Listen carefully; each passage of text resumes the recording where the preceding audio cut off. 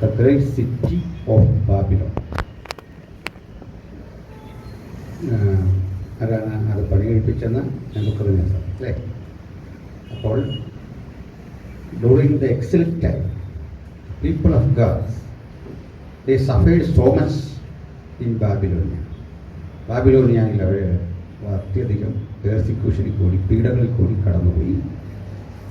അത് വാസ്തവത്തിൽ ഓർഡിനറി പീപ്പിൾസാണ്, സാധാരണ മനുഷ്യരാണ്.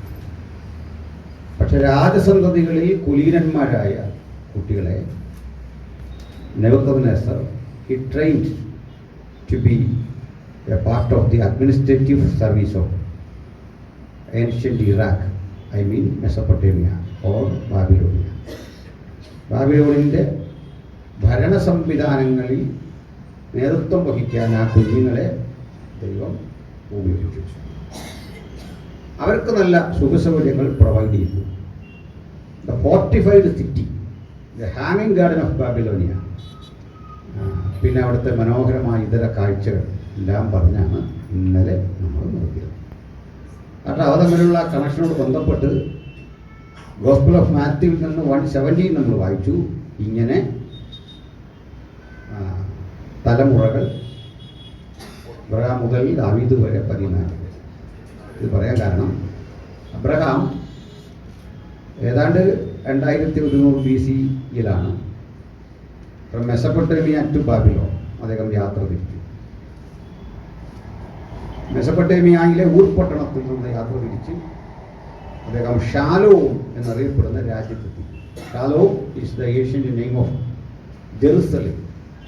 ആക്ച്വലി ഊർ ഷാലോ എന്ന എബ്രായ ധാതുവിൽ നിന്നാണ് യെറുസലേം എന്ന പദം ഉണ്ടാകുന്നത്.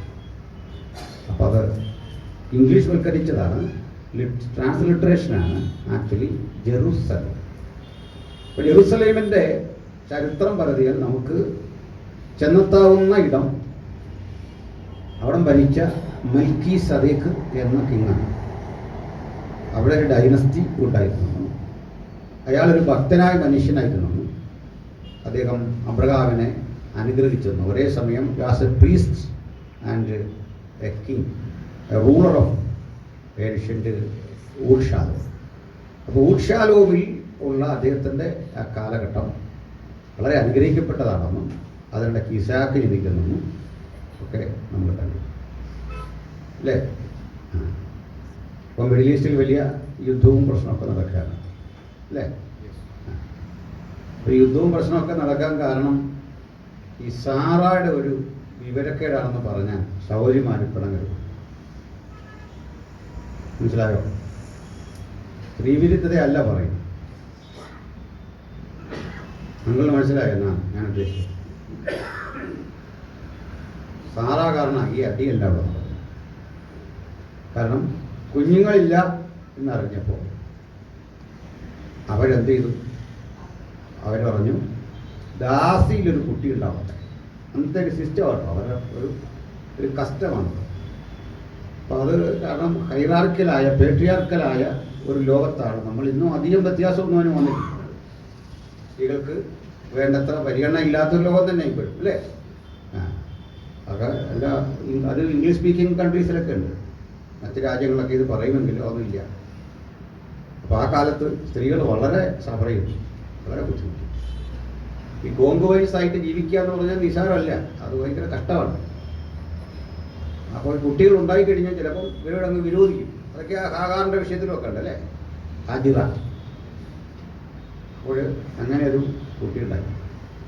അതാണ് വാസ്തവത്തിൽ ആര്? ഇസ്മയിൽ. പിന്നെ കെതൂറയിലൊരു കുട്ടി ഉണ്ടായി. ഈ കുട്ടിയുടെ കൊച്ചുമക്കളാണ് ഈ അറാബ്സ് എന്ന് പറയുന്നത്. പിന്നെ ഒരു ബന്ധങ്ങളുണ്ട്. നമ്മുടെ ഏശാവ് ഇസ്മയിലിൻ്റെ മകളായ ബാസമത്തിനെ വിവാഹം കഴിച്ചു. അതും അറബി കൾച്ചറിൻ്റെ വേറൊരു ശാഖയാണ്, ഒരു ബ്രാഞ്ചാണ്. അപ്പോൾ പക്ക ഇസ്മയിലിൻ്റെ ട്രഡീഷനാണെന്ന് പറയാനും വയ്യ. ചിലതങ്ങനെയാണ്. ഞങ്ങളവിടെ പറയാറുണ്ട് Muhammad is known from the stock of Abraham. ഏബ്രഹാമിൻ്റെ അതിലല്ല വരുന്നത് മുഹമ്മദ് വരുന്നത്. അവരങ്ങനെ സ്ഥാപിക്കാൻ ശ്രമിക്കുന്നു. ആക്ച്വലി അങ്ങനെയില്ല. ഓർത്തപ്പോൾ അതുകൂടെ ഒന്ന് പറയാം. ഈ മുഹമ്മദിൻ്റെ കുടുംബം ഹാഷിമികൾ എന്നറിയപ്പെട്ടു. ഹാഷിമൈറ്റ്. ഫോർഫാദറിന്റെ പേരായിരിക്കും ഹാഷിമിന്റെ മക്കൾ. അപ്പോൾ ഈ ഹാഷിമൈറ്റുകൾ വാസ്തവത്തിൽ ഫ്രം മോവാബാണ്, ലാൻഡ് മോവാബ്. അപ്പം മോവാബിൽ നിന്നാണെന്ന് പറയാൻ ഒരു 1-2 തെളിവുകളുണ്ട്.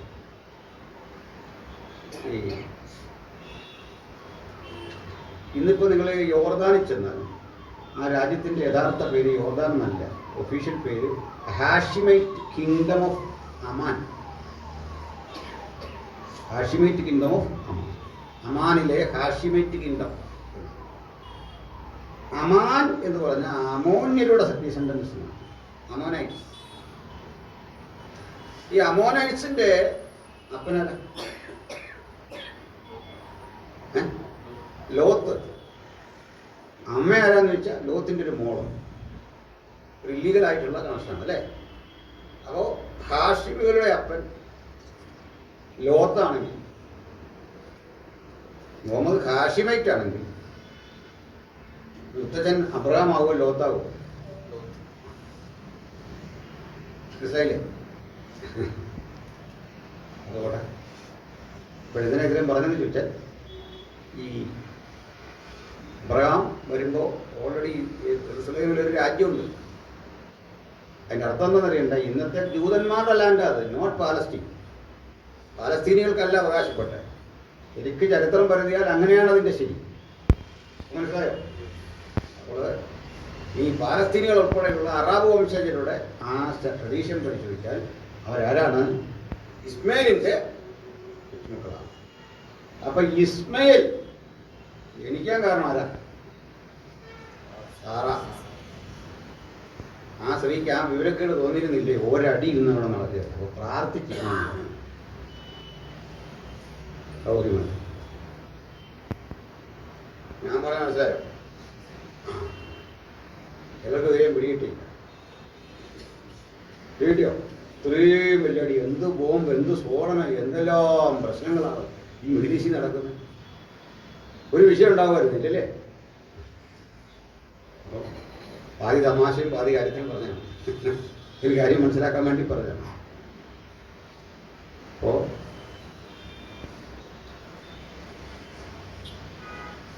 ഈ അബ്രഹാമിന്റെ 14 തലമുറ കഴിഞ്ഞപ്പോൾ ദാവീദിനെ കിട്ടി. വലിയ സംഭവമാണ്. ന്യായാധിപന്മാരുടെ പുസ്തകം തീരുന്നത് അക്കാലത്ത് ഇസ്രായേൽ മക്കൾക്ക് രാജാവില്ലായിരുന്നു, ജനം ബോധിച്ചവണ്ണം നടന്നു എന്ന് പറഞ്ഞു.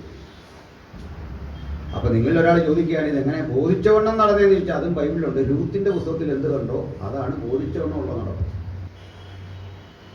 വാഗ്ദത്ത ദേശമായ ഈ ബേത്ലഹേം വിട്ട് അവർ മോവാബിലേക്ക് പോവുകയും അവിടെ ചെന്ന് കുടുംബമെല്ലാം നശിച്ചു പോവുകയും ഒക്കെ ചെയ്തു. ദൈവവഴി വിട്ടുപോയി.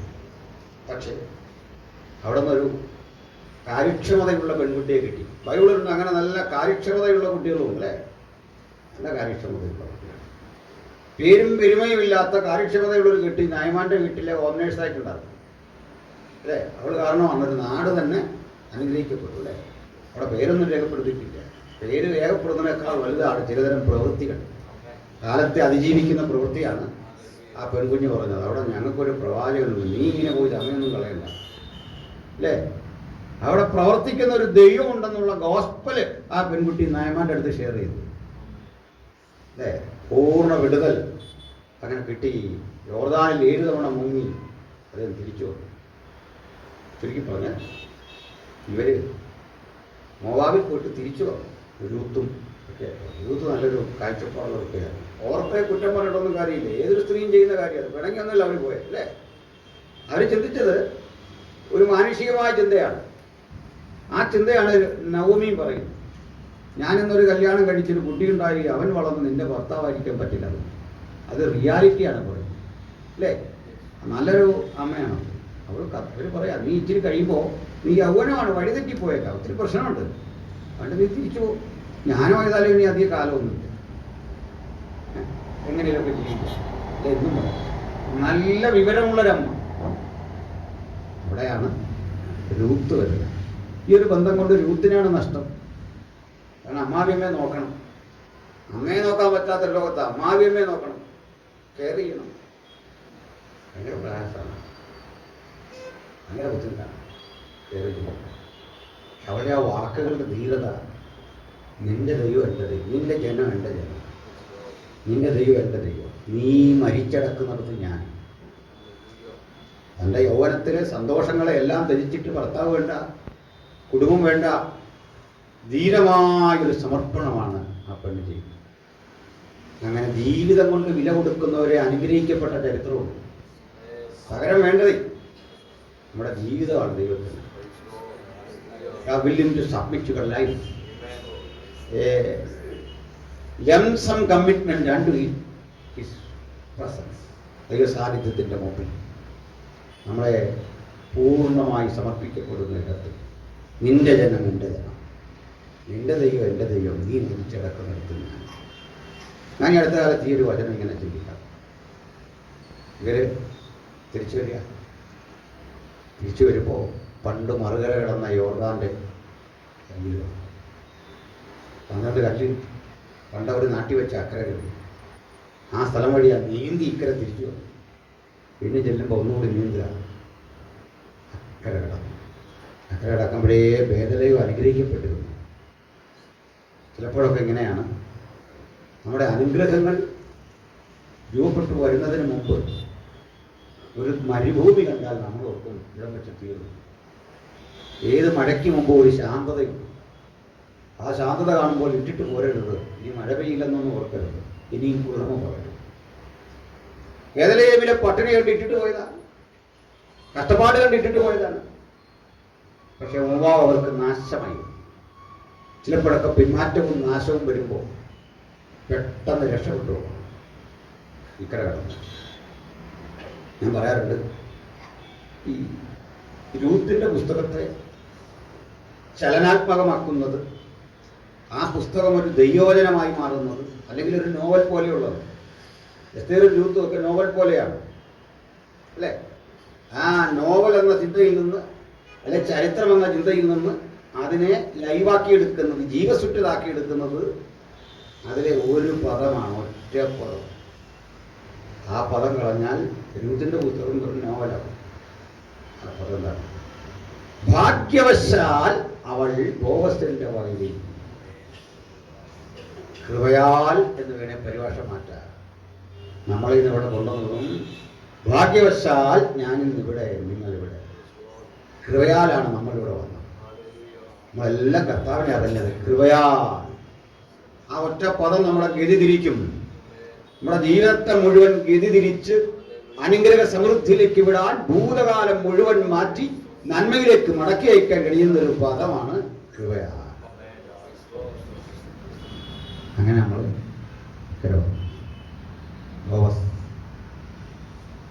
കാര്യമൊക്കെ എന്നിട്ട് പറയുന്നുണ്ട്, മറ്റുള്ളവരോട് പറഞ്ഞു കെയർ ചെയ്യണം അവരെ. കാരണം കടപ്പാടുകളുണ്ട്, മുത്തച്ഛൻ്റെ കാലം മുതലുള്ള ബന്ധമുണ്ട്. അതെൻ്റെ റിലേറ്റീവാണ് ഈ മനുഷ്യർ. ഈ നല്ല യജമാനം പറയാണ് അവരെ കെയർ ചെയ്യണം. എന്നിട്ട് ഒന്നുകൂടി പറഞ്ഞു, ഈ വയലിൽ നിങ്ങൾ കാലാപിറക്കുമ്പോൾ അത് കംപ്ലീറ്റ് പെറുക്കി കളയും. അവിടെ കുറേയൊക്കെ കതിരുകൾക്കിടയിൽ നിന്ന് മാറ്റിയിട്ടില്ല. എന്തിനാണ്? അന്യനും പരദേശിക്കും വഴിപോക്കനും ഭക്ഷണത്തിനുള്ളതാണ്. ഇത് എന്തൊരു അനുഗ്രഹമാണ് അങ്ങനെ ഇട്ടിട്ട് പോലും അല്ലേ? അന്യനും പരദേശിക്കും വഴിപോക്കനും വേണ്ടിയുള്ളൊരു കരുതൽ നമ്മുടെ ജീവിതത്തിൽ ഉണ്ടാകണം. മറ്റുള്ളവരെ കെയർ ചെയ്യുന്ന ഒരു മനോഭാവം ഉണ്ടാകണം. അത് ഇസ്രായേൽ സംസ്കാരത്തിൻ്റെ പ്രത്യേകതയാണ്. എന്നിട്ട് അന്യനും പരദേശിക്കും വിധവയ്ക്കുമുള്ള ഓഹരി ഭക്ഷിച്ചു വന്ന അവർ അവസാനം ബോവസ് അവളെ വിവാഹം കഴിച്ചു. കഥ അവിടെ കൊണ്ടൊന്നും തീരത്തില്ല. നിങ്ങൾ രൂത്തിന്റെ പുസ്തകം തീരുന്നത് വായിക്കണ്ട. ബോവസ് രൂത്തിൽ ഓബേദിനെ ജനിപ്പിച്ചു. ഓബേദ് ഇശായിയെ ജനിപ്പിച്ചു. ഇയാളിനെ പരിചയമുണ്ടോ? ഓബേദ് പോക്കോട്ടെ, ഇശായി ദാവീദിനെ ജനിപ്പിച്ചു. ഇത്രയും മതി. ഇതിനാന്നറിയില്ലേ? കഴിഞ്ഞ പുസ്തകം തീരുന്നേ, അക്കാലത്ത് ഇസ്രയേലിൽ രാജാവില്ലായിരുന്നു, ജനം ബോധിച്ചോണം നടന്നു. രൂത്ത് എങ്ങനെയാ തീർന്നേ? നമുക്കൊരു രാജാവിനെ കിട്ടി. കണ്ടോ ദൈവത്തിന്റെ പ്രവൃത്തി? കൃപ എവിടെ കൊണ്ട് നിർത്തി നമ്മളെ? അനാഥത്വം പേറി ചിതറിക്കിടന്നൊരു ജനത്തിന് ഒരു രാജാവിനെ കൊടുത്തുകൊണ്ടാണ് കൃപ അതിന്റെ അന്ത്യത്തിൽ ചെന്നെത്തി നിന്നത്. അവിടെ ആ കൃപ അരക്കിട്ടുറപ്പിക്കപ്പെട്ട ഒരു രാജാവ് ദാവീദ്. തനിക്ക് മുമ്പ് ശേഷം ഇതുകൊണ്ടൊരു രാജാവിനെ ഇസ്രായേൽ മക്കൾ കണ്ടിട്ടില്ല. സോളമനൊന്നും പോരാന്നേ, പണ്ഡിതനായ, അതുകൊണ്ടൊന്നും കാര്യമൊന്നും. അറിവും ജ്ഞാനം ഒക്കെ ഉണ്ട്, പക്ഷെ അയാൾ പരാജയപ്പെട്ടുപോയി. കൃപ ലഭിച്ച ദാവീദ്, അതുകൊണ്ടാണ് കണ്ണ് നഷ്ടപ്പെട്ടവനും യേശുവിനെ വിളിക്കുന്നത് ദാവീദ് പുത്ര, ശലോമോന്റെ പുത്ര എന്ന് വിളിക്കണ്ടേ? പ്രൗഢി വെച്ച് നോക്കി അങ്ങനെ വിളിക്കുന്നത് അല്ലേ? 40,000 കുതിരാലയവും 12,000 കുതിരച്ചേവകരും 3,000 സദൃശവാക്യങ്ങളും 1,005 നീതിമൊഴികളും ഒക്കെ പറഞ്ഞ് ഈ മനുഷ്യന്റെ പേര് അപ്പനാക്കി വെക്കാതെ ദാവീദ് പുത്ര. ഇങ്ങനെ ദാവീദ് പുത്ര എന്ന് വിളിക്കുന്നേ? ദാവീദ് ഒരു ഭക്തനാണ്. സോളമനെ കുറ്റങ്ങളും കുറവുകളും ഉള്ളപ്പോഴും മറുവശത്ത് ദാവീദ് ജീവിതം കൊണ്ട് കരുത്ത് കാട്ടിയല്ലേ? സ്തോത്രം. അപ്പോ ഈ ദാവീദിൻ കാലം അവരുടെ ശുഭകാലമാണ്. ദാവീദിന്റെ മകൻ സോളമൻ, സോളമന്റെ മകൻ രഹബയാം അല്ലേ? ജെറബയാമിന്റെ കാലം അങ്ങോട്ട് കഴിയുമ്പോൾ ഇസ്രയേൽ 2ആയി വിഭജിക്കപ്പെട്ടു. ഒരു ചെറിയ രാജ്യം, 10 ഗോത്രങ്ങൾ ഇസ്രയേൽ എന്ന് തന്നെ അറിയപ്പെട്ടു. 2 ഗോത്രങ്ങൾ യഹൂദ്യ എന്നറിയപ്പെട്ടു. ആ 2 ഗോത്രങ്ങൾ ഏതൊക്കെയാ? യഹൂദയും ബെന്യാമീനും. അതിലെ വലിയ ഗോത്രം യഹൂദയായതുകൊണ്ടും ഭരിക്കുന്നവരായതുകൊണ്ടും യഹൂദ്യ എന്നറിയപ്പെട്ടു. അപ്പോഴത്തെ 10 ഗോത്രങ്ങൾ ഒരിടത്ത്, ഇവിടെ 2 ഗോത്രങ്ങൾ ഒരിടത്ത്, സഹോദര രാജ്യങ്ങൾ. അതിനാ നമ്മൾ ചിലപ്പോൾ വെളിക്കാലം തെക്കേ രാജ്യവും വടക്കേ രാജ്യവും. തെക്കേ രാജ്യം എന്ന് കേട്ടാൽ ചെറിയ യഹൂദ്യ, വടക്കേ രാജ്യം എന്ന് കേട്ടാൽ ഇസ്രയേൽ. ഇസ്രയേലിന്റെ തലസ്ഥാനം ശമരിയ, യഹൂദിയുടെ തലസ്ഥാനം ജെറുസലേം. വേറൊരു കാര്യങ്ങളെ പറയാനാണ് ഇത് പറയുന്നത്. ഇങ്ങനെ ഇരിക്കെ നമ്മളെ അസീറിയ എന്നുള്ള ഒരു രാജ്യം, ഇന്നത്തെ സിറിയ കേട്ടോ, അവർക്കൊരു താല്പര്യം. അത് വലിയൊരു രാജ്യമായിരുന്നു, സാമ്രാജ്യമായിരുന്നു. അല്ലെങ്കിൽ പണ്ട് ഈ സാമ്രാജ്യം എന്ന് പറഞ്ഞെല്ലാം പിന്നെ ചുരുങ്ങിപ്പോയി, ചെറുതായിപ്പോയി. ബ്രിട്ടൻ, ഗ്രേറ്റ് ബ്രിട്ടൻ എന്നൊക്കെ അവർ എഴുതി വെച്ചാലും അത് ഗ്രേറ്റ് ഒന്നും അല്ല. ഗ്രേറ്റ് ബ്രിട്ടൻ ഒന്നുമല്ല, ചുരുങ്ങിപ്പോയി. അപ്പോൾ റോം അതുപോലെ തന്നെ അല്ലേ? ചെറുതായിപ്പോയി. ഈ സിറിയ, അസീറിയൻ ചക്രവർത്തി ഈ 10 ഗോത്രങ്ങളെ പിടിക്കും. ഒറ്റവാക്കി പറഞ്ഞാൽ ഇസ്രയേൽ വീണം 721 വർഷം മുമ്പ് ക്രിസ്തുവിന് ഇസ്രയേൽ വീണു. അപ്പോൾ യഹൂദ്യ ഉണ്ട്, വടക്കേ തെക്കേ രാജ്യം അവിടെ ഉണ്ട്, ചെറിയ 2 ഗോത്രമൊക്കെ ആയിട്ട്. ഈ അസീറിയക്കാർക്ക് ഒരു ഫോറിൻ പോളിസി, ഒരു ഫോറിൻ പോളിസി. ആദ്യം ഒരു രാജ്യത്തെ കീഴടക്കിയാൽ അവിടെ നിന്നുള്ള സകല പുരുഷന്മാരെയും അവിടെ നിന്ന് മാറ്റും. സ്ത്രീകളെ മുഴുവൻ ഇവരുടെ ആളുകൾക്ക് വിവാഹം കഴിച്ചു കൊടുത്തു. ഈ പുരുഷന്മാർക്ക് വേറെ ഏതെങ്കിലും അവരുടെ അധീനതയിൽപ്പെട്ട രാജ്യത്തിലെ ആളുകളെ വിവാഹം കഴിച്ചു കൊടുത്തു. കേട്ടാ സോഷ്യലിസം പോലൊക്കെ തോന്നുമെങ്കിലും ഒരു കുലം പതുക്കെ പതുക്കെ നശിക്കും. കേൾക്കുന്നുണ്ടോ? അങ്ങനെ ദോഷമുണ്ടായി. നമ്മൾ കമ്മ്യൂണിറ്റി വിട്ടോ ഭാഷ വിട്ടോ ഒക്കെ കല്യാണം കഴിക്കുന്നത് നല്ലതാണെങ്കിൽ അതിലൊരു ചെറിയ പ്രശ്നമുണ്ട്. ഈ മനുഷ്യന് അവൻ്റെ ഇമോഷൻസ് പ്രകടമാക്കാൻ മാതൃഭാഷ പോലെ മറ്റൊന്നും പറ്റില്ലെന്ന് മനസ്സിലായോ? മദാമയെ കല്യാണം കഴിക്കാനാ പദ്ധതിയെങ്കിൽ ഈ ഒരു ദോഷമുണ്ട്. സംഗതി കാശുമൊക്കെ ഉണ്ടാവും, പക്ഷെ കുഴപ്പമില്ല. നമ്മുടെ ഈ ഹൃദയത്തിലെ വ്യതകളൊക്കെ ഒന്ന് പങ്കിടണമെന്ന് തോന്നിയാൽ മാതൃഭാഷയിലേ പറ്റുള്ളൂ. അത്രയും പറ്റിയായിരുന്നു, വേറൊന്നും. അപ്പൊ നമ്മളൊക്കെ ഭാഗ്യവാന്മാരല്ലേ? ഒന്നും ഒത്തില്ലല്ലോ എന്നാ ഹൃദയത്തിലെ വ്യതകൾ പങ്കിടാൻ. ഇപ്പൊ മനസ്സിലായില്ലേ? വീഡിയോ അസീറിയ നേരെ ഇതങ്ങ് തകർത്തു. എന്നിട്ടും കുറെ എണ്ണം അതിന് വശപ്പെടാതെ ഇങ്ങി ചാടി തെക്കേ രാജ്യത്ത് കയറി അവിടെ മുറിച്ചിരുന്നു. ചില സ്ത്രീകളും പുരുഷന്മാരും ഒക്കെ കുഞ്ഞുങ്ങളെ കുടുംബമൊക്കെ അടിഞ്ഞ് ഒന്നുമില്ലേലും വേണ്ട ഇനി പോരാന്ന് പറഞ്ഞു. ഇത് കിടക്കട്ടെ. എന്തായിരുന്നു അസീറിയൻ രാജാവിലൂടെ ശത്രു പദ്ധതി ഇട്ടേന്ന് അറിയണ്ടേ? അത് അടുത്ത പറയുന്നത് മനസ്സിലാക്കും. അസീറിയുടെ അടുത്ത കണ്ണ് യഹൂദിയിലേക്കായി. യഹൂദിയിലേക്ക് ഇതേ കാര്യമായിട്ട് ചെല്ലണം. പക്ഷെ അവിടെ ചെന്ന വേറെ പ്രശ്നം. അവിടെ ചെന്നാൽ യഹൂദഗോത്രത്തെ ഉന്മൂലനം ചെയ്താൽ ഒരു കുഴപ്പമുണ്ട്. വാഗ്ദത്ത സന്തതിയായ ക്രിസ്തു ജനിക്കേണ്ട ഗോത്രമാണ്. അത് മിക്സ് ചെയ്ത് കഴിഞ്ഞാൽ പ്യൂരിറ്റിയുള്ള സംശുദ്ധിയുള്ളൊരു കുലം കിട്ടാതെ വരും. ശരിയാണോ? സംശുദ്ധിയുള്ളൊരു കുലം കിട്ടാതെ വരുന്നു. പ്യൂരിറ്റിയുള്ള ഒരു കുടുംബം, അതായത് മിക്സഡ് ആയിട്ടുള്ള കമ്മ്യൂണിറ്റി വരുന്നത്. ഓക്കെ, അപ്പോൾ ക്രിസ്തു ജനിക്കാൻ പറ്റില്ല. എൻ്റെ ജനമായ ഇസ്രായേലിനെ മേയ്പ്പാനുള്ള തലവൻ നിന്നിൽ നിന്ന് എനിക്ക് പുറപ്പെട്ടു വരും. യഹൂദ ഒരു ബാലസിംഹം. ദൈവം കാണിക്കുന്നു. നെബൂഖദ്നേസറെ ബലപ്പെടുത്തിട്ട് പറഞ്ഞു, പോയി യെരൂശലേം പിടിച്ചോളാൻ മതി. യഹോവ ഏൽപ്പിച്ചു കൊടുത്തു നെബൂഖദ്നേസർ. കാര്യം കുഴപ്പക്കാരനാണെങ്കിൽ നെബൂഖദ്നേസർ ഒരു ഗുണമുണ്ട്. അയാൾ ഒരു രാജ്യത്തെ ആക്രമിച്ചാൽ അടിമയായിട്ടൊക്കെ കൊണ്ടുപോകും. പക്ഷേ ഈ കല്യാണത്തിൽ വലിയ താല്പര്യമൊന്നുമില്ല. നിങ്ങൾക്ക് നിങ്ങളുടെ പെണ്ണിനെ കെട്ടിയൊക്കെ ജീവിക്കാൻ പറ്റും. അങ്ങനെ അമ്പരപ്പിച്ചുകൊണ്ട് അസീറിയയെ തകർത്ത് ഈ രണ്ട് രാജ്യങ്ങളെയും കൂടെ പിടിച്ച് നമ്മുടെ നെബൂഖദ്നേസറിനെ കൊണ്ടുപോയി. അങ്ങനെ അവർ ബാബിലോണിലെത്തി. ബാബിലോണിലെത്തിയപ്പോൾ അവർക്ക് വേണ്ടി പ്രൊവൈഡ് ചെയ്ത സുഖസൗകര്യങ്ങളാണ് കഴിഞ്ഞ രാത്രി നമ്മൾ പറഞ്ഞു നിർത്തിയത്. ആ നഗരം അതൊക്കെ ഓർമ്മയുണ്ടല്ലോ. ഗംഭീരമായിരുന്നു. ഒരു പ്ലാൻഡ് സിറ്റി.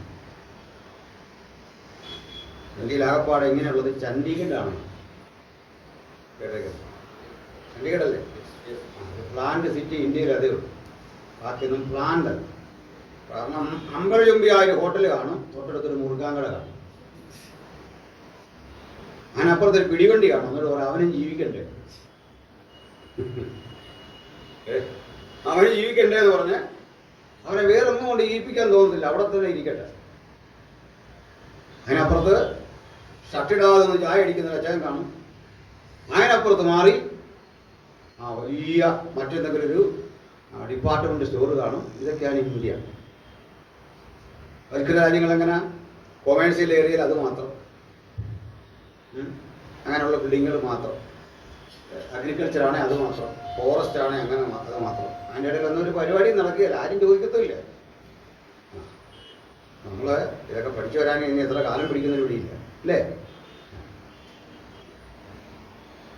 നമ്മൾ ഇസ്രായേലൊക്കെ ചെന്നാൽ ആ ബിൽഡിങ്ങിൻ്റെ പെയിന്റ് വരെ സർക്കാർ തീരുമാനിക്കും, അതേ പറ്റുള്ളൂ. നമുക്ക് തോന്നുന്നത് എന്തെങ്കിലും ഉണ്ടാക്കി വെച്ചിട്ട് വീടാന്ന് പറയാൻ പറ്റില്ല. റെസിഡൻഷ്യൽ ഏരിയയിൽ ഏതായാലും പെർമിറ്റ് ഉണ്ട്, അതേ പറ്റും. അകത്തൊക്കെ വേണ്ട ഇതൊക്കെ ചെയ്യാം. ഇന്ത്യയിലൊന്നും കുഴപ്പമില്ല. നമ്മൾ ദൂരം നോക്കിയാൽ വീട് വീട് പോലെ തോന്നണം, ഒരേ സ്ട്രക്ചറായിരിക്കണം. അങ്ങനെയൊക്കെയാണ്. പണമുണ്ടോ ഇല്ലെന്നൊന്നും ഇവിടെ വിഷയമല്ല. കൊമേഴ്സ്യൽ ബിൽഡിംഗ് പോലെ വളർന്നു നോക്കാൻ പറ്റില്ല. അങ്ങനെയൊക്കെയാണ് പരിഷ്കൃത രാജ്യങ്ങളിൽ ചെയ്യുന്നത്. നമ്മൾ ഇന്നലെ കണ്ടതൊരു പ്ലാൻഡ് സിറ്റിയാണ് അല്ലേ? 14.5 മൈൽ നീളത്തിൽ 14.5 മൈൽ വീതിയിൽ നമ്മുടെ യൂഫ്രട്ടീസ് നദിയുടെ അക്കരയും ഇക്കരയുമായി വ്യാപിച്ചു കിടക്കുന്ന ഒരു പട്ടണം. 87 അടി കനം. ഈ തിക്നെസ് ആണ് കനം. കനം എന്ന് പറയുന്നത്. ഹൈറ്റാണ് 100 അടി, 100 ഫീറ്റ് ഹൈറ്റ്. 100 ഗോപുരങ്ങൾ, ഫോർട്ടുകൾ, 45 സിറ്റി. അതിനകത്ത് ഒത്തിരി സംഭവങ്ങളുണ്ട്. പിന്നെ അതിലെ ഈ എന്താ പറയുക, ടണലിനെ പറ്റിയും ഒക്കെ ഞാൻ പറഞ്ഞു. മഹാനഗരം. അതുകൊണ്ട് ഹെറോഡോട്ടസ് ഈ നഗരത്തെ വിളിച്ചു സ്വർണ്ണ നഗരം. കാണാൻ അത്ര ഭംഗിയാണ്. രാജ്യങ്ങളുടെ പൂന്തോപ്പ്, രാജ്യങ്ങളുടെ പ്രശംസ എന്നൊക്കെ ഇരുന്നത്. ഇതാണ് ഈ നഗരം. ഈ സെഷനിൽ നമ്മൾ പഠിക്കാൻ പോകുന്നത് ആ നഗരത്തിൻ്റെ തകർച്ചയാണ്. പ്രവചനപരമായി അതെങ്ങനെ പരാജയപ്പെട്ടു എന്നാണ് പറയുന്നത്. ഇതിൻ്റെ വെളിച്ചത്തിൽ വേണം നമുക്ക് അടുത്തുള്ള 3 സെഷനുണ്ട്. ഇന്ന് രാത്രിയും നാളെ പകലും നാളെ സൺഡേ സർവീസ് മറ്റൊരു രൂപത്തിലാണ്. അപ്പോൾ നമുക്ക് അതിലേക്ക് ഒന്ന് കടന്നു പോകാം. സന്തോഷമാണോ? അപ്പോൾ ഇനി വായിച്ച് സഹായിക്കണം. യശയാപ്രവചനം എടുത്തു വെച്ചാൽ മതി, ഞാൻ അല്പം കൂടെ പറയേണ്ടതുകൊണ്ട് വരാം. 13:19 മുതൽ റെഡിയാക്കി വെക്കണം.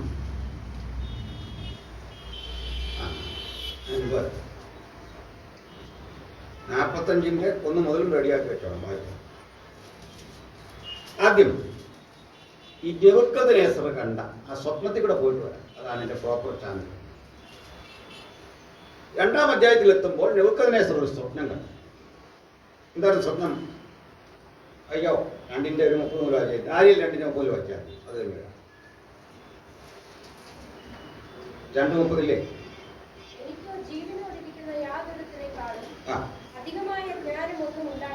അതോ ദാനിയേൽ ഒരു നല്ല മനുഷ്യനായിരുന്നു. ഇങ്ങനെ ആദ്യം തന്നെ പറഞ്ഞു, മറ്റന്മാരെ വിളിച്ചു, മന്ത്രവാദികളെല്ലാം വിളിച്ചിട്ട് പറഞ്ഞു ഈ സ്വപ്നം അർത്ഥം ഒന്ന് പറയണം. അവരെന്താ പറഞ്ഞു? ജഡവാസമില്ലാത്ത ഒരു ദേവന് മാത്രമേ ഇത് പറയാനായിട്ട് പറ്റൂ, ഞങ്ങളെ കൊണ്ട് പറ്റില്ല. ദാനിയേൽ വ്യാഖ്യാനം പറയാൻ നേരം ആദ്യം എന്ന് പറഞ്ഞു, എനിക്കോ ജീവനോടിരിക്കുന്ന മറ്റു മനുഷ്യരെക്കാൾ ഒരു വിശേഷതയില്ല.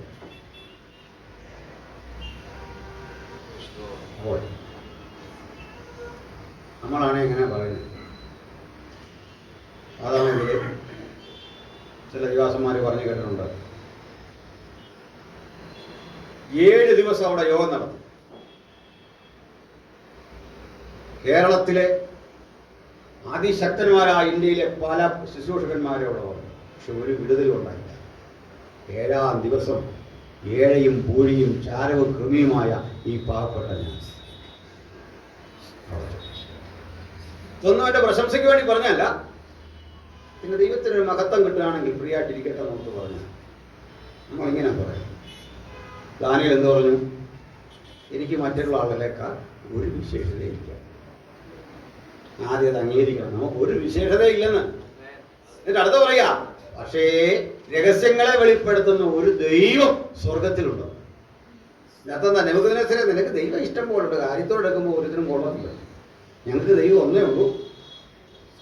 പ്രത്യേകത എന്താ? രഹസ്യങ്ങളെ വെളിപ്പെടുത്തുന്ന ഒരു ദൈവമാണ്. മേലാൽ സംഭവിപ്പാനിരിക്കുന്നത് എന്താണ് രാജാവിന് വെളിപ്പെടുത്തി തന്നിരിക്കുന്ന ദൈവം. തിരുമനസ് അസ്വസ്ഥനായി കിടക്കയിൽ കിടന്നപ്പോ ദൈവം ഒരു ദർശനം ഉണ്ടാവും. സ്വപ്നം പറഞ്ഞു, വായിച്ചു.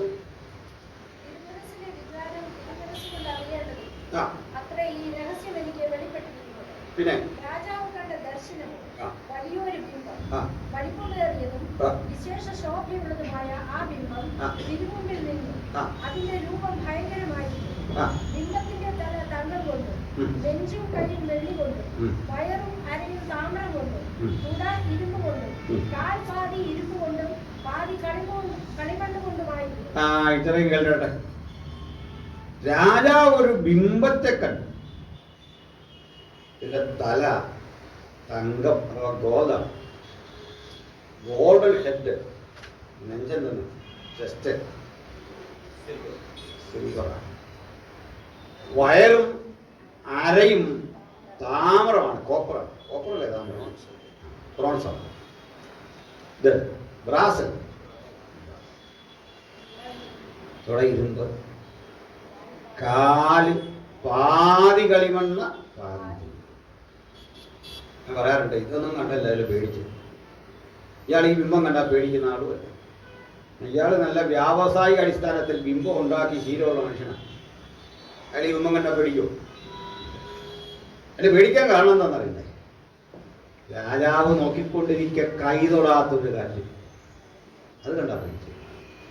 ആരാ എറിയുന്നില്ല, ഒരു കല്ല് വാഞ്ഞു വന്ന് ബിംബത്തിന്റെ കാൽപാദത്തിൽ അടിച്ച് ബിംബത്തെ തകർത്ത് തവിട് പൊടിയാക്കി മാറ്റി. ബിംബം പറന്നു നാമാവശേഷമായി തലസ്ഥാനത്ത് കല്ല് വളർന്നു. അതൊരു മഹാപർവ്വതമായി മാറി. ഇതാണ് രാജാവെ നീ കണ്ട സ്വപ്നം. ഈ വളരുന്ന കല്ല ഉള്ളിൽ ഭയങ്കര, ആ കല്ലിന്റെ ശക്തി അമ്പരപ്പിച്ചു. കല്ല് വളരണമെങ്കിൽ കല്ലിന് ജീവനാണ്. ആ ജീവനുള്ള കല്ലാണ് പത്രോസ് വെളിപ്പെടുന്നത്. നിങ്ങളും ജീവനുള്ള കല്ലായ അവന്റെ അടുക്കൽ വന്നിട്ട്, യേശുക്രിസ്തു എന്ന ജീവനുള്ള കല്ലാണ് ഈ രാജ്യത്വത്തെ തകർത്ത് എന്നേക്ക് നിലനിൽക്കുന്ന ഒരു ഭരണകൂടത്തെ സ്ഥാപിക്കുന്നത് എന്നാണ് ഈ പറഞ്ഞു വന്നതിൻ്റെ കാരണം. ഓക്കെ, നമ്മൾ രാജാവ്, നീ എൻ്റെ വ്യാഖ്യാനം പറഞ്ഞില്ല. നീ കണ്ടത് ഈ ലോകരാഷ്ട്രങ്ങളെ മുഴുവനാണ്. ലോകരാഷ്ട്രങ്ങളുടെ തങ്കം കൊണ്ടുള്ള തലയാണ് നീ. You are the brain of the universe. പ്രപഞ്ചത്തിന്റെ ബ്രെയിൻ, അല്ലെങ്കിൽ മനുഷ്യരാശികളിടത്തെ ആ ബ്രെയിനാണ് നീ. ഈ ഭൂമിയുടെ ഭരണ സംവിധാനങ്ങളുടെ ബ്രെയിനാണ്.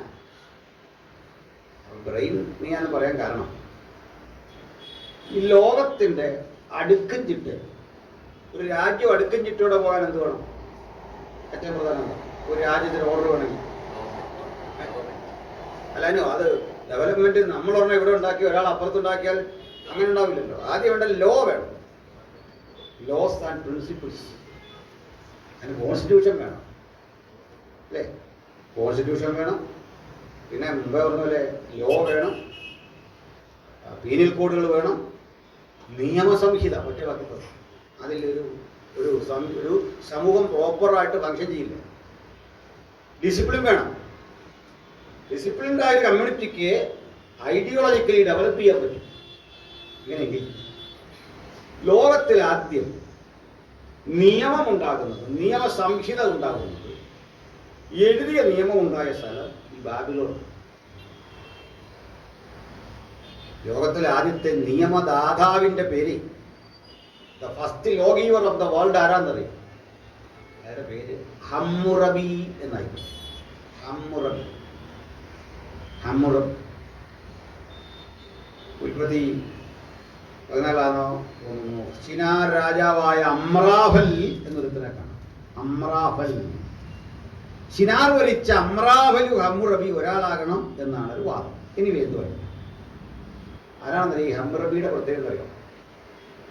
ഈ ഷിനാർ ദേശത്ത് നടത്തിയ ഉത്ഖനനങ്ങൾ ഇന്നലെ പറഞ്ഞ പോലെ ചില തെളിവുകൾ കൊണ്ടു 282 അടി വൈഡായിട്ടുള്ള ഒരു കല്ലുകൾ, അതിനുള്ളിൽ രാജ്യ നിയമങ്ങൾ കൊത്തി രാജ്യത്തിന്റെ പല ഭാഗങ്ങളിൽ ഇങ്ങനെ സ്ഥാപിച്ചിരിക്കുക. നമ്മുടെ പഴയ മൈൽക്കുറ്റി പോലെ എന്ത് ചെയ്യണം, എന്ത് ചെയ്യണം.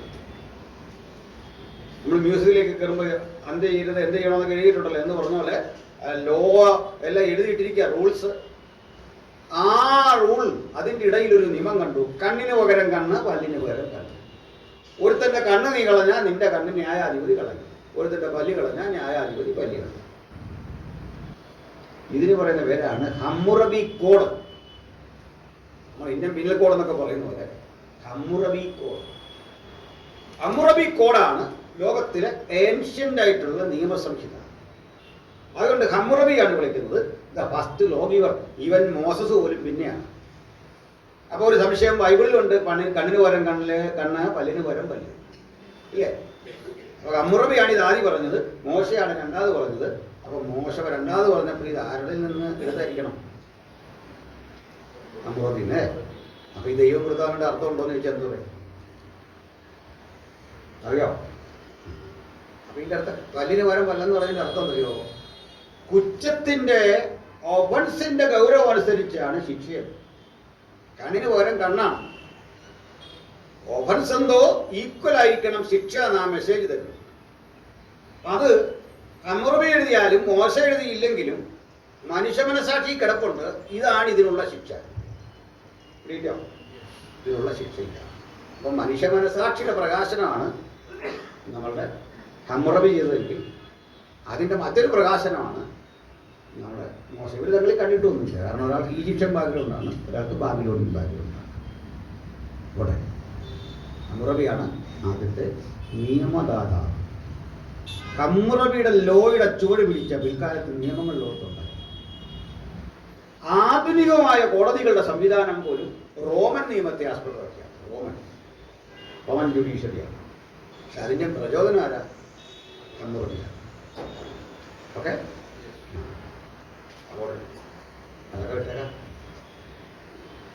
അപ്പോൾ ലോക ചരിത്രത്തിൻ്റെ ബ്രെയിനാണ് ബാബിലോൺ. നിയമത്തിൻ്റെ കാര്യത്തിൽ മാത്രമല്ല, നീ പലവിധ ഘടകങ്ങളാൽ ഹമ്മുറബിയാണ് ആര് ഇതിൻ്റെ നിയമങ്ങളുടെ. ഇതിൻ്റെ എല്ലാം ഒരു ബാബിലോൺ ഒറ്റ വാക്കിൽ പറഞ്ഞാൽ ബാബിലോണിൽ നിന്നാണ്. ഹമ്മുറബി അടുത്തൊരു കിങ്ങായിരുന്നു. നെബൂഖദ്നേസറിന്റെ ആ തലമുറയിൽപ്പെട്ട ആളായിരുന്നു, അതിന് മുമ്പുള്ള ആളാണ്. ഇതിൻ്റെ ഒരു ചുവട് പിടിച്ച ലോകം മുഴുവൻ ഇന്ന് കാണുന്ന നിലയിലേക്ക് എത്തിയിട്ടുള്ളത്. അപ്പോൾ നീയാണ് golden head in the history. നീ പറയുന്നതും പഠിപ്പിച്ചതുമാണ് ലോകം പിന്നീട് ഏറ്റെടുക്കുന്നത്. പക്ഷേ നിന്റെ രാജ്യത്തും ഈ ബാബിലോൺ തകർന്നിട്ട് നിന്നെക്കാൾ വീര്യം കുറഞ്ഞ, നിന്റെ തങ്കശോഭയില്ലാത്ത മറ്റ് ഒരു രാജ്യം വരും അധികാരത്തിലേക്ക്. അതൊരു രാജ്യമല്ല, 2 രാജ്യങ്ങളുടെ ഒരു കോർഡിനേഷനാണ്, അലയൻസാണ്. ആരൊക്കെയാണെന്നറിയട്ടെ? 2 കൈ ചേർന്ന് നെഞ്ചുണ്ടായിരിക്കുന്ന പോലെ, നെഞ്ചിലേക്ക് ചേർത്ത് വെച്ചിരിക്കുന്ന പോലെ മേദ്യരും പാർസികളും, Medes and Persians will come and they will attack you, your kingdom, and you will be defeated. നീ തോറ്റുപോകും. നീ ആയിരിക്കില്ല, നിന്റെ പേരക്കിടാവ് തോറ്റുപോകും. അങ്ങനെ നിനക്ക് ശേഷം മീഡോ പേർഷ്യൻ കിങ്ഡം റൈസ് ചെയ്യും. After Babylon there will be A Persian umpire. Okay, ഒരു പേർഷ്യൻ അമ്പയർ ഉണ്ടാകും ബാബിലോണിന്റെ പതനത്തിന് ശേഷം. അപ്പം തങ്കം കൊണ്ടുള്ള തല എന്താണ്? ബാബിലോൺ. രണ്ടാമത് കണ്ട നെഞ്ചും കൈയും വെള്ളി എന്താണ്? മീഡോ പേർഷ്യ. ഇത്രയും വ്യക്തമായി ചോദിക്കാം 2 കാര്യം. ബിംബത്തെക്കുറിച്ച് കാണുമ്പോഴേ ധരിച്ചോളണം എന്താണ്? ബാബിലോൺ. നെഞ്ചും കൈയും വെള്ളി കൊണ്ടുള്ളത് മീതരും പാർഷ്യ. നമുക്ക് അതിലേക്ക് അങ്ങ് നേരെ എളുപ്പമാണ്. ഇനിയിപ്പോൾ കഴിഞ്ഞ ദിവസം പോലത്തുള്ള കട്ടി കാര്യങ്ങളൊന്നുമില്ല, എളുപ്പം മനസ്സിലാവും, സിമ്പിളാണ്. പ്രപഞ്ചം എന്നൊരാൾ പറഞ്ഞപ്പോൾ ഏറെ ആൾ പറഞ്ഞു, ഇത്രയും കട്ടിക്ക് പറയാതെ ഒന്ന് സിമ്പിളാക്കി പറയാൻ പറഞ്ഞു അഖിലാണ്ട കടാഹം എന്ന് പറഞ്ഞ പോലാണ് ഇതുവരെയും നമ്മൾ പഠിച്ചത്. ഒരല്പം പ്രയാസമൊക്കെ ഉണ്ടാകും, അതൊന്ന് മാറി നമ്മൾ ഈ സിമ്പിളായിട്ട് കാര്യങ്ങൾ ഗ്രഹിക്കാൻ പോവാം. അപ്പോൾ കിടത്തി മീഡോ പേർഷ്യയിലേക്ക്. അപ്പോൾ പേർഷ്യയാണ് സ്വാഭാവികമായിട്ട് ഒരു നല്ല രാഷ്ട്രമാണ്, നല്ല മനുഷ്യരാണ് ഈ പാർസികൾ. മൊത്തത്തിൽ അവർക്ക് ഒരു ദൈവവും മാത്രമല്ല, ഏകദൈവ വിശ്വാസികളാണ് പാർസികൾ. ഇത് വലിയ മതമായിരുന്നു, വലിയൊരു മതം. മജൗസികൾ എന്നൊക്കെ വിളിക്കും, മജൗസി. പേർഷ്യക്കാർ പൊതുവെ അന്യമതസ്ഥരോടൊക്കെ ബഹുമാനവും സ്നേഹമൊക്കെ ഉള്ള ആൾക്കാരാണ്, കുഴപ്പക്കാരുണ്ട്. അവർക്കൊരു ദൈവമേ ഉള്ളൂ, അവരുടെ ദൈവം വെളിച്ചമാണ്. വെളിച്ചത്തിന്റെ എല്ലാ രൂപങ്ങളെയും പാർസികൾ ആരാധിച്ചിരുന്നു. സൂര്യനിലൂടെ വെളിച്ചത്തെ ആരാധിച്ചു. അപ്പം നിങ്ങളിവിടെ നിൽക്കുമ്പോൾ നമ്മൾ ഈ സ്റ്റാൻഡിൽ ഒരു വെളിച്ചം കടന്നു നിൽക്കുക, നേരിയ വെളിച്ചം, അതുപോലും അവർക്ക് ദൈവത്തിന്റെ സാന്നിധ്യമാണ്. ഓക്കെ, അത് ദൈവമാണ്. അപ്പം നമ്മുടെ സ്പെക്സിൽ നിന്ന് ഇങ്ങനെ ഒരു ഈ ഗ്ലെയർ എന്തെങ്കിലും കണ്ടുപോയി കഴിഞ്ഞാൽ അതെല്ലാം റെപ്രസെൻറ്റിങ് ഗോഡ് എന്നാണ് അവർ വിശ്വസിക്കുന്നത്.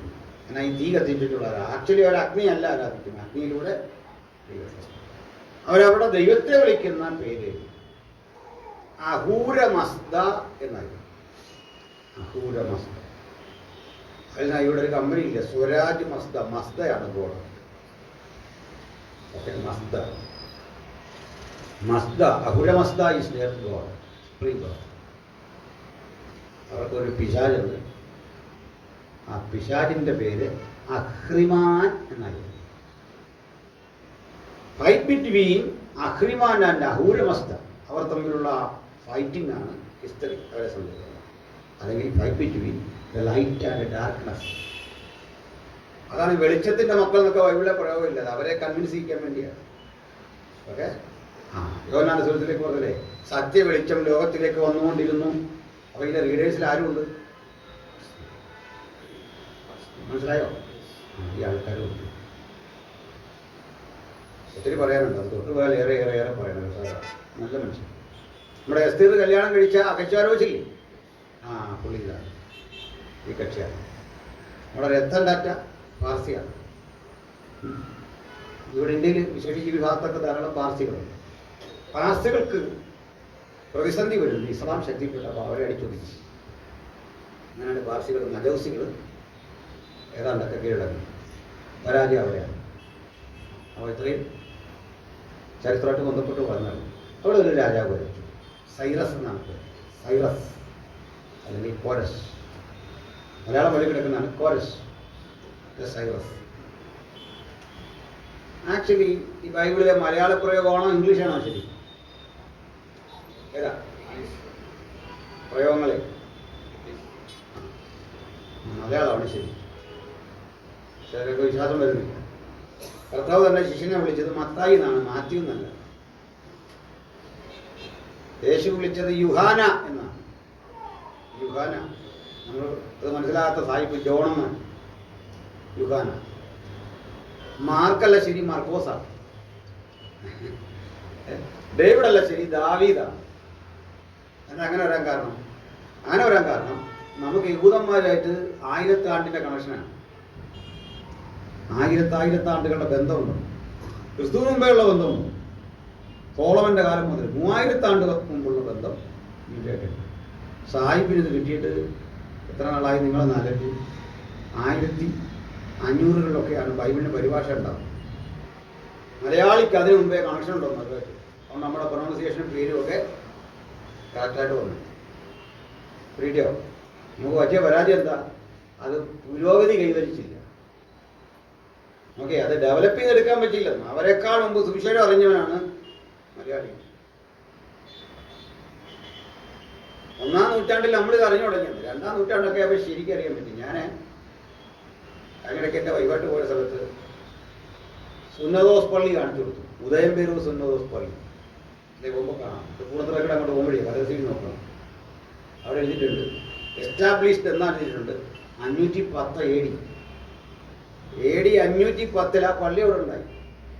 മുഹമ്മദ് ജനിക്കുന്ന AD 570-ലാണ്. അതായത് മുഹമ്മദ് ജനിക്കുന്നതിൻ്റെ 70 വർഷം മുമ്പ്, 60 വർഷം മുമ്പ് ക്രിസ്ത്യാനിക്കൊരു പള്ളി ഇവിടെ ഉണ്ടാവും. പണിത പള്ളിയുടെ അതിപ്പോഴും അവിടെ ഉണ്ടെന്ന്. അതിൻ്റെ ആ കൽക്കെട്ടും ഒക്കെ ഇപ്പോഴും ഇരിക്കുകയാണ്. മുഹമ്മദ് ജനിച്ചിട്ട് പോയില്ല. അപ്പം അത്രയും ട്രഡീഷൻ ഉള്ളവരാണ് കേരള ക്രിസ്ത്യൻസ്. അപ്പം നമ്മൾ നേരെ പോകുന്ന ഇംഗ്ലീഷുകൾ എടുത്തിട്ടാണ് ചില കാര്യങ്ങൾ. ചില കാര്യങ്ങളുടെ ആഴമായൊരു അർത്ഥം കിട്ടണമെങ്കിൽ ഇംഗ്ലീഷിൽ പോകണം. പേരിനർത്ഥമല്ല പറഞ്ഞു. ഈ പേരൊത്തിരി സാഹിബിന് വഴങ്ങത്തില്ല. പല പേര് ഇതിനകത്തൊരു പേരിനകത്തൊരു പ്രശ്നങ്ങൾ വന്നിട്ടുണ്ട്. ഈ കിങ് ജെയിംസ് വേർഷൻ ഉണ്ട്. അത് രാജാവ് നിയമിച്ച ആളുകൾ ഒരു വാഹനം ഇരുന്നാണ് ഇത് ചെയ്യുന്നത്. ഇത് എന്ത് വെച്ചാൽ രാജാവിനൊന്ന് സന്തോഷിപ്പിക്കാൻ വേണ്ടിയിട്ട് പണിയാണ്. എന്നാൽ ബൈബിളിലെ യാക്കോബിൻ്റെ പേരില്ലേ, അത് തിരുത്തി ജെയിംസ് എന്നാണ്. അങ്ങനെയാണ് ഓൾഡ് ടെസ്റ്റമെന്റിൽ ജേക്കബ് എന്നും കാണുന്നു, ന്യൂ ടെസ്റ്റമെന്റിൽ ജെയിംസ് എന്നും കാണുന്നു. ഈ കിങ് ജെയിംസ് അല്ലേ, രാജാവ് ജെയിംസ് ആയിരുന്നു. ആ രാജാവിൻ്റെ പേരാകട്ടെ എന്ന് പറഞ്ഞ് അത് എഴുതി അതിനകത്ത്. മനസ്സിലായോ ഈ കാര്യങ്ങളൊക്കെ? ചിലപ്പോൾ ഇത് വായിച്ചുമ്പോഴേക്ക് ഇത് എങ്ങനെ വന്നു നമുക്കൊരു സംശയം വരും. ഓൾഡ് ടെസ്റ്റമെന്റിൽ യാക്കോബ് എന്നുള്ളത് ജേക്കബ് എന്നാണ്, പുതിയ നിയമത്തിൽ ജെയിംസ് എന്നും വരും. പക്ഷേ യേശു ശിഷ്യന്മാരെ വിളിച്ച യാക്കൂബ് നമ്മുടെ പ്രൊണൗൺസിയേഷനാണ് ജൂതന്മാരുമായിട്ട് യോജിച്ചു പോകുന്നത്. സ്തോത്രം. ഇനി മുമ്പോട്ട് വാ. ബോറടിക്കുന്നുണ്ടോ? ചില ഹിസ്റ്ററിയൊക്കെ പറയുന്നതുകൊണ്ടാണ് ഈ വിധത്തിൽ വരുന്നത്. ശ്രദ്ധിക്കണേ. അപ്പോൾ പാർസി രാജാവായ സൈറസ് നല്ലൊരു രാജാവ്. അപ്പോൾ അയാൾ അവിടെ ഭരിക്കുമ്പോൾ ഇവിടം ഭരിക്കുന്നത് നെബൂഖദ്നേസറുടെ പേരക്കിടാവാണ്, ഗ്രാൻഡ് സണ്ണാണ്. സണ്ണെന്ന് എഴുതിയ ഗ്രാൻഡ് സണ്ണാണ് കേട്ടോ. ബൈബിളിൽ അങ്ങനെ ശീലമുണ്ട്. ഈ മകനെ കൊച്ചുമകൻ്റെ മകനെയൊക്കെ മകനെന്ന് വിളിക്കും. അത് മകൻ തന്നെയാണല്ലോ അല്ലേ. Grand sun. പേരക്കിടാവിനെ എൻ്റെ പേരായിരുന്നു ബേൽത്ശസ്സർ. ബേൽത്ശസ്സർക്ക് ഒരു താല്പര്യം ഇറാൻ എന്ന പേർഷ്യ പിടിക്കരുത്. ഇറാന്റെ പഴയ പേരാണ് Persia. Okay, Belshazzar wanted to conquer Iran. ഇതിനു വേണ്ട സംവിധാനം ചെയ്യണം. അത് ഈസിയാണ്. കാരണം എക്കാലത്ത് ഇവരുടെ പട്ടാളം ഭയങ്കരമാണ്, ഇന്റലിജൻസ് ഭയങ്കരമാണ്, ശക്തന്മാരാണ്, ഭയങ്കര യുദ്ധതന്ത്ര പരാക്രമികളാണ്. പേർഷ്യ എന്ന് ചെറിയൊരു സ്ഥലം. പിന്നെ പേർഷ്യ എക്സ്പാൻഡ് ചെയ്യും. അങ്ങനെ പേർഷ്യ എക്സ്പാൻഡ് ചെയ്ത് ഇന്ത്യയുടെ പാതി വരെ അവരുടെ. അതിനെ എസ്തേറിന്റെ പുസ്തകം പറയുന്നത് ഇന്ത്യ ടു എത്യോപ്യ, ഇന്ത്യ മുതൽ എത്യോപ്യ വരെ ഭരിച്ച അഹസ്വരസ് ഇവൻ തന്നെ. വായിച്ചിട്ടുണ്ടല്ലോ. ആ, ദാനിയേലാണ് ആദ്യം, പിന്നെയാണ് എസ്തേർ. പക്ഷേ പുസ്തകം ആദ്യം കിടന്നാലും ആദ്യം ദാനിയേലും ലാസ്റ്റാണ് എസ്തേർ വരുന്നത്. ബൈബിളിൽ തന്നെ ഓൾഡ് ടെസ്റ്റമെന്റിലെ അവസാന പുസ്തകമാണ് എസ്തേർ. ഓക്കെ, ക്രമം അനുസരിച്ച്, കാലഘടന അനുസരിച്ച് എസ്തേറാണ് ലാസ്റ്റ്, മലാഖിയല്ല. ഓക്കെ, അപ്പോൾ ഈ പേർഷ്യൻ രാജാവ് പറഞ്ഞു ബേൽസസറിനെ ആക്രമിക്കാൻ വരും. ആക്രമിക്കാൻ വരുന്നു. ആക്രമണം ശക്തിപ്പെട്ടാൽ പേർഷ്യ തോക്കും. ഈസിയാണ്. പക്ഷേ അദ്ദേഹം ചിന്തിച്ചു, ഞാൻ തോൽവി സമ്മതിക്കുന്നില്ല, മറിച്ചൊരു പുതിയ യുദ്ധതന്ത്രം. അവൻ യുദ്ധത്തിന് വരും എന്ന് ഉറപ്പായ സ്ഥിതിക്ക് അവനെ ഇവിടെ വരുത്തുന്ന മുമ്പ് അങ്ങോട്ട് കയറി അങ്ങ് യുദ്ധം ചെയ്യും.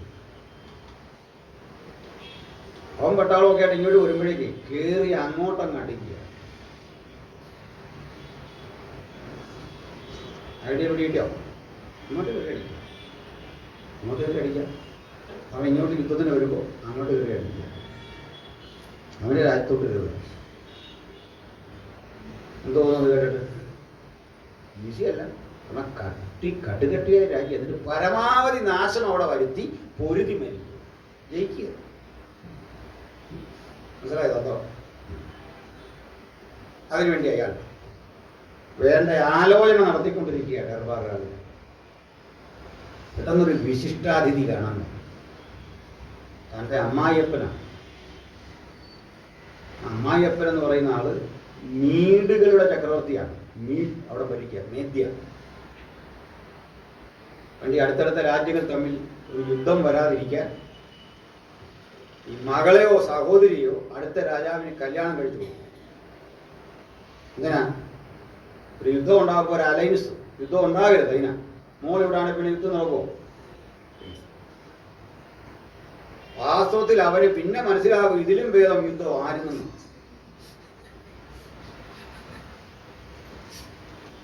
മനസ്സിലായോ? ഭാഷക്ക് മനസ്സിലായോ? അറിയൊന്നും അധികം പുലിക്കണ്ട. പിടി കിട്ടിയോ? അങ്ങനായിരിക്കാം. എന്നൊരു കാര്യം മനസ്സിലായിട്ടോ? അങ്ങനെ കിട്ടിയോ?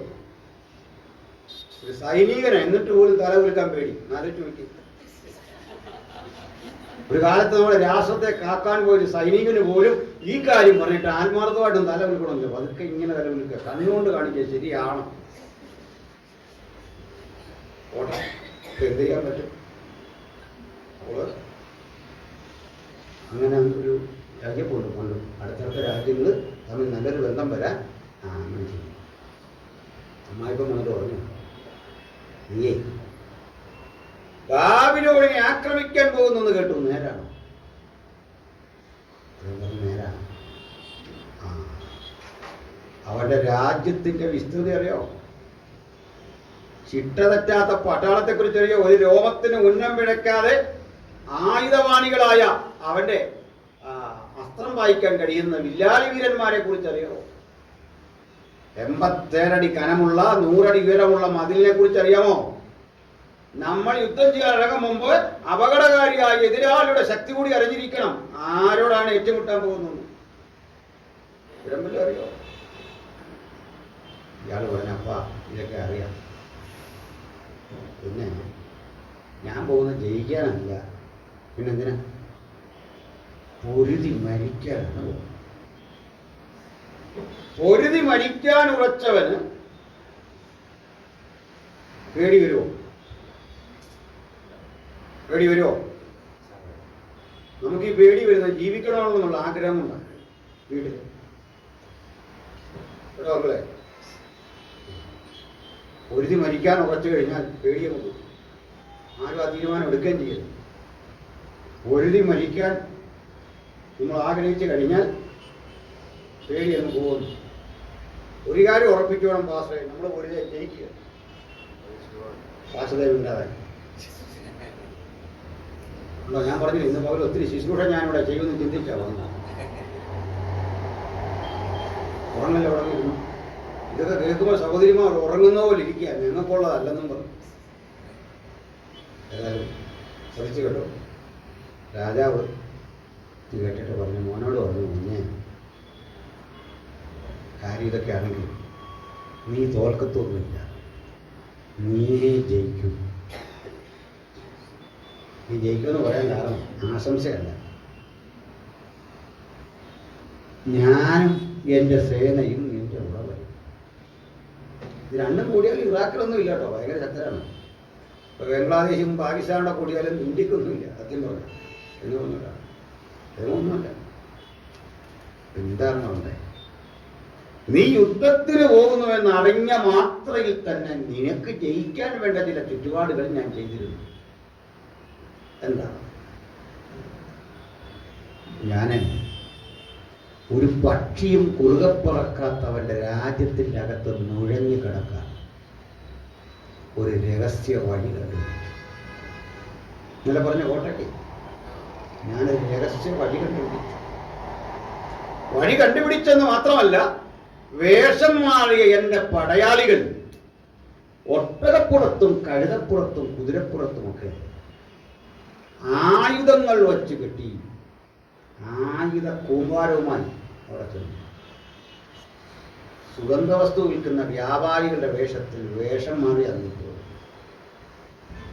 ഒരു വിസിൽ മുഴങ്ങേണ്ട താമസം അടി അങ്ങ് ആരംഭിക്കുന്നു. സംഗതി അത്രയൊക്കെ വിൽക്കുക. പക്ഷെ അടിക്ക് റെഡിയായിട്ട് നിൽക്കിയവര് അകത്ത് കടന്നു കഴിഞ്ഞു. മകനൊരു അമ്പരപ്പ്. ഇതെങ്ങനെ സാധിച്ചു?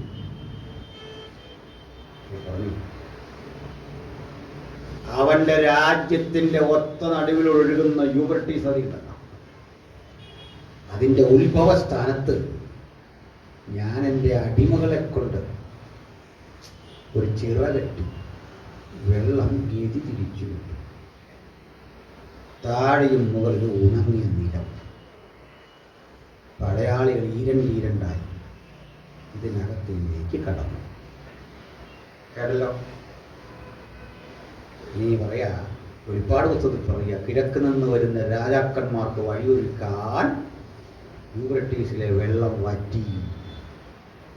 പണ്ടൊരിക്കൽ വറ്റിച്ച് കാണിച്ച കർത്താവ് ഇന്നും പറയുക, നാളെ ഒരിക്കലും അത് വറ്റും. ഇനി കേട്ട് മകൻ അമ്പലം അപ്പച്ചൻ്റെ ബുദ്ധി കണ്ടു. സാധാരണ ഇതൊക്കെ പാളിപ്പോകണ്ട. പക്ഷേ പടയാളികളകത്ത് കയറി. നമ്മുടെ പേരെങ്ങനെയായിരുന്നു? എൻ്റെ മോനെ പെണ്ണ് കെട്ടുകയാണെങ്കിൽ ഇങ്ങനെയുള്ളടത്തുനിന്ന് കെട്ടിക്കോണം.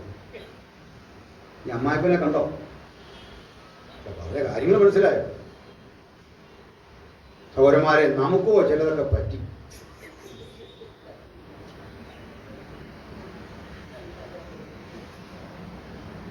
മോന് മനസ്സിലായോ കാര്യങ്ങളോ? കൊച്ചുപിള്ളേർക്കല്ലോ അത് പിടിയിട്ട് പാസൊക്കെ ഇരുന്ന് വിഷമിക്കുക. ആരോട് പറയാനും? പോട്ടെ. അപ്പൊ പിടിയിട്ടോ? അമ്മായിപ്പനെ മനസ്സിലായോ? നമുക്ക് വേണ്ട സെറ്റപ്പ് ചെയ്ത് അടിക്കാൻ വേണ്ടി. എന്നാൽ ഈ യുദ്ധത്തിന് പോകാൻ നേരം മോൻ പറഞ്ഞു, അങ്ങനെ പോലെ ഞാനിതായാലും ഒളിച്ചും പാത്തൊരു യുദ്ധത്തിനില്ല, ഫേസ് ടു ഫേസ് അറ്റാക്ക്. ഒരു അത്ഭുതം കേൾക്കണം. ഇയാൾ ഈരണ്ടായി കഴുതപ്പടയെ ഒട്ടകപ്പടയെ വിടുന്ന കാര്യം ഇന്നാണ് തീരുമാനിച്ചെങ്കിൽ അന്നേക്ക് 120 കൊല്ലം മുമ്പ് ജീവിച്ചിരുന്ന യെശയ്യാവ് ആത്മാവിൽ കണ്ടു കഴുതപ്പട പോകുന്നു. വായിച്ചു. യുദ്ധത്തിന് വേണ്ടി എങ്ങനെയാണ് ഈ മേദ്യരാജാവിന്റെ ദാര്യാവേശിന്റെ സേന ഇറാഖിലേക്ക് ഇരമ്പിക്കയറിയതെന്ന് യെശയ്യാവ് പറയുന്നു. 21 മുതൽ വായിച്ചാട്ടെ. എങ്ങനെയാണ് വരുന്നത്?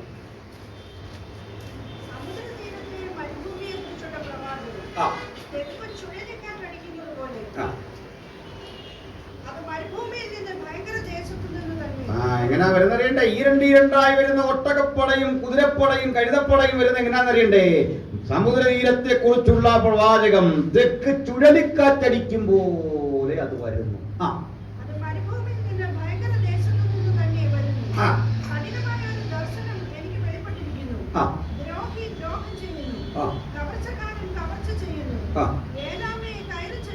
ഏലാം ഒരു രാജ്യത്തിന്റെ പേരാണ്.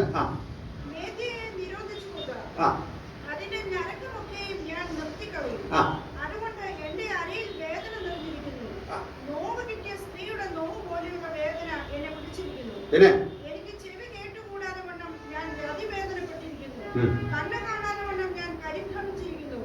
എന്റെ ഹൃദയം പതറുന്നു. ഭീതി എന്നെ ദ്രവിപ്പിച്ചിരിക്കുന്നു. ഞാൻ കാക്ഷിച്ച സന്ധ്യാസമയം അവൻ എനിക്ക് വിറയലാക്കി തീർത്തു. മേശ ഒരുക്കി പർവ്വതാനി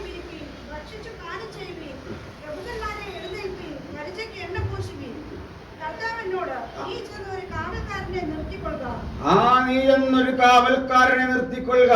അവൻ കാണുന്നത്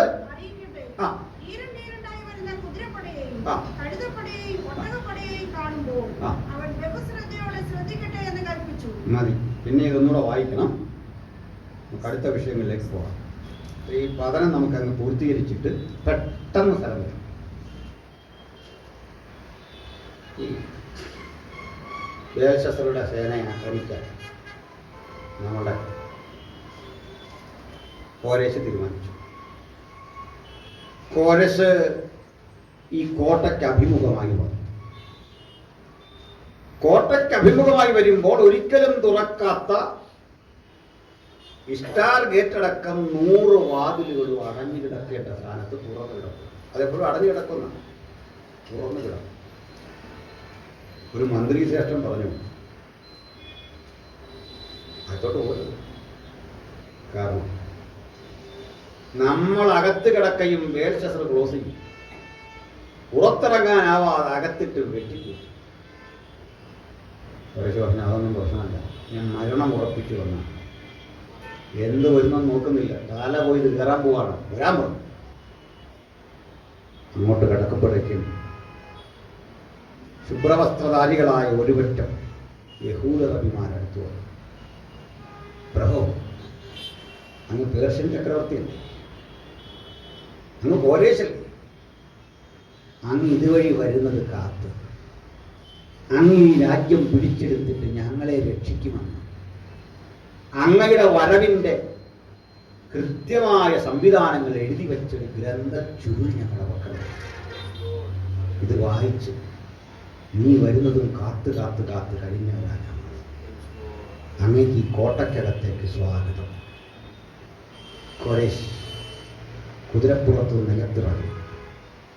റബിമാർ തന്നെക്കുറിച്ച് പണ്ടേ എഴുതി വെച്ച യഹോവയുടെ വചനങ്ങൾ വായിച്ചു കേട്ടിട്ട് പറയാ, യഹോവ തന്നെ ദൈവം. അത് പിന്നെ ആവർത്തിക്കുന്നുണ്ട്, ഭൂമിയിലെ സകല രാജ്യങ്ങളും അവൻ എനിക്ക് തന്നിരിക്കുന്നു. അങ്ങനെ കോരേശ് യുദ്ധത്തിന് ചെല്ലുമ്പോൾ വാതിലുകൾ തുറന്നു കിടക്കാൻ കാരണമാണ് ബേൽശസ്സർ രാജാവ് തന്റെ മഹത്തുക്കളിൽ 1000 പേർക്കൊരു വിരുന്നൊഴുക്കിയ ദിവസമാണ്. മഹത്തുക്കൾ എന്ന് പറഞ്ഞാൽ VIP-കൾക്ക് വിരുന്നൊരുക്കി. 1000 പേരുടെ കൂടെ ഒരു 5 പേരെ വെച്ച് കൂട്ടിയാൽ 5000 പേര് കാണും. VIP 1000 പേർക്ക് വിരുന്നൊരുക്കുന്ന സന്ധ്യാസമയത്ത് ഇവരൊക്കെ പ്രവേശിക്കാൻ പ്രഭാതത്തിൽ തുറന്നിട്ടതാണ് ഈ കഥകൾ. ഇത്രയും പേര് കയറണമല്ലോ.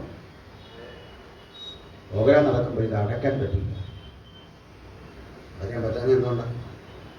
രാജാവും അനുചരന്മാരും സർവസൈന്യാധിപന്മാരും മന്ത്രിയും തന്ത്രിയും എല്ലാം വെള്ളമടിച്ച് ബോധം കെട്ടും ഊസായി കിടക്കുമ്പോൾ അടയ്ക്കാൻ പറ്റില്ല. അങ്ങനെ തുറന്നു.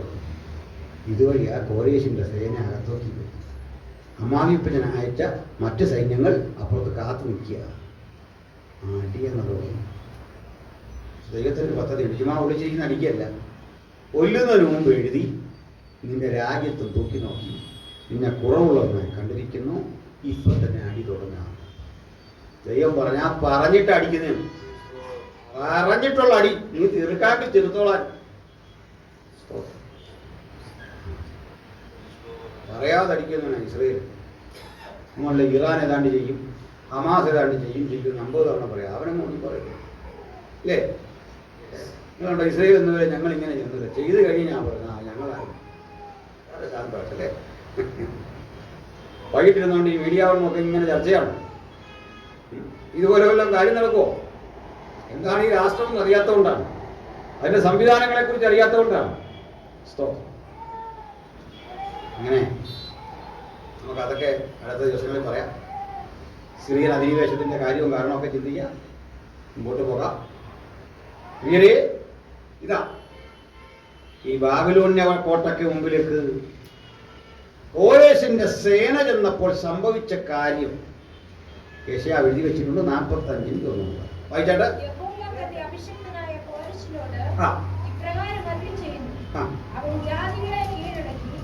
കോരേശിനോട് ഇപ്രകാരം അരുളി ചെയ്യുന്നു എന്ന് യെശയ്യാ പ്രവാചകൻ പേർ ചൊല്ലി വിളിക്കും കാലത്ത് കോരസ് ജനിച്ചിട്ടേയില്ല. കോരസ് ജനിച്ചില്ല. കോരസ് ജനിക്കുന്നതിൻ്റെ 120 കൊല്ലം മുമ്പ് കോരസിന്റെ പേർ ചൊല്ലി വിളിച്ച ദൈവത്തിന്റെ വചനമാണ് നമ്മുടെ പക്കലിരിക്കുന്ന വിശുദ്ധ ഗ്രന്ഥം. ചരിത്രം പഠിക്കുന്നവർക്കറിയാം എത്ര അത്ഭുതകരമാണ്. കോരേശ് ജനിക്കും മുമ്പ് കോരേശിന്റെ പേർ ചൊല്ലി വിളിക്കുന്ന ഈ പുസ്തകം.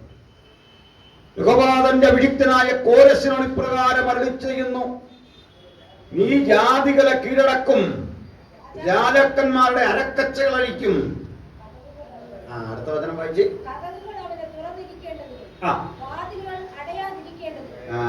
കഥകുകൾ അവന് തുറന്നിരിക്കേണ്ടതിന്, വാതിലുകൾ അടയാതിരിക്കേണ്ടതിന്. കഥ ഏതാന്ന് മനസ്സിലായോ?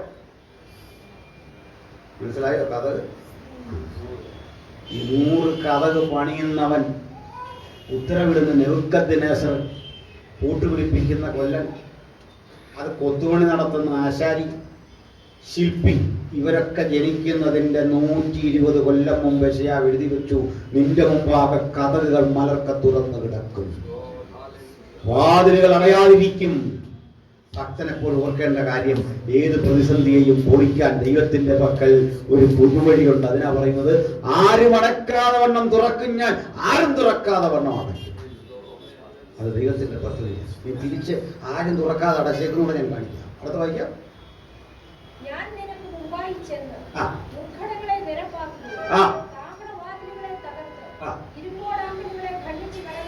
താമ്രവാതിൽ മനസ്സിലായോ? സ്റ്റാർ ഗേറ്റ് ഞാൻ കണ്ണിച്ച് കളയും. താമ്രവാതിലുകളെ തകർത്ത് ഇരുമ്പോടാമ്പലുകളെ കണ്ണിച്ച് കളയും. ആന കെട്ടി വലിക്കുന്ന വാതിലില്ലേ, അത് പണിയുന്നതിന്റെ 1 നൂറ്റാണ്ട് മുമ്പ് പ്രവാചകൻ എഴുതി വെച്ചു, ഇങ്ങനെ സംഭവിക്കുന്ന. പ്രവാചകൻ മരിച്ചിട്ടും പ്രവചനം മരിച്ചില്ല. അതിന്റെ സ്പന്ദനത്തോടെ തിളക്കത്തോടെ നിന്നുകൊണ്ട് രാജ്യങ്ങളെ അമ്പരപ്പിച്ചെങ്കിൽ ഇതാ ദൈവത്തിന്റെ വചനത്തിലെ പ്രവചനം. പിന്നെ പുതിയ സഭയോട് കർത്താവ് പറഞ്ഞു, പ്രവചനവരം വാഞ്ചിപ്പിൻ. ഹല്ലേലൂയ. വിശേഷാൽ പ്രവചനവരം വാഞ്ചിപ്പിൻ. വാഞ്ചിക്കണം. ആ വരത്തിന്റെ പവർ അതാണ്. പിന്നെ അടുത്ത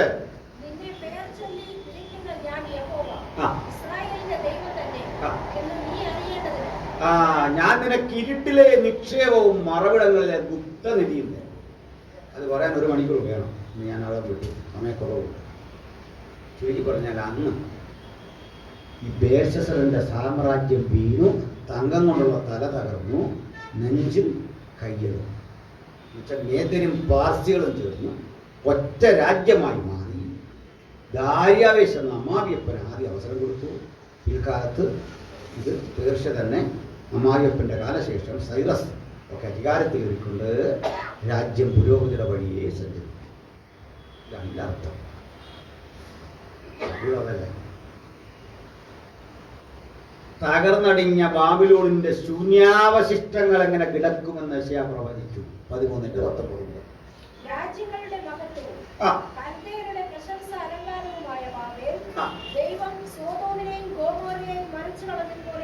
സോദോം-ഗൊമോറയെ മറിച്ചു കളഞ്ഞതുപോലെ ബാബിലോണെ നിന്നെ ദൈവം മറിക്കുമെന്ന് യെശയ്യാ എഴുതുമ്പോൾ, ഈ ബാബിലോൺ അതിന്റെ സുവർണ ദശകളിലൂടെ സഞ്ചരിച്ചുകൊണ്ടിരിക്കുന്ന കാലത്താ പറഞ്ഞ് നിന്നെ സോദോം-ഗൊമോറയെ പോലെയാക്കും. പിന്നെ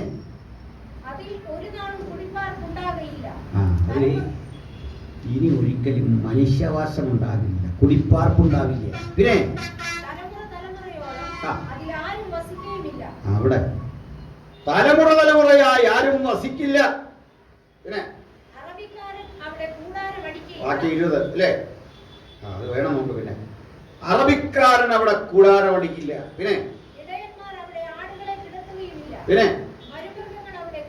മരുമൃഗങ്ങൾ അവിടെ കിടക്കും. പിന്നെ പിന്നെ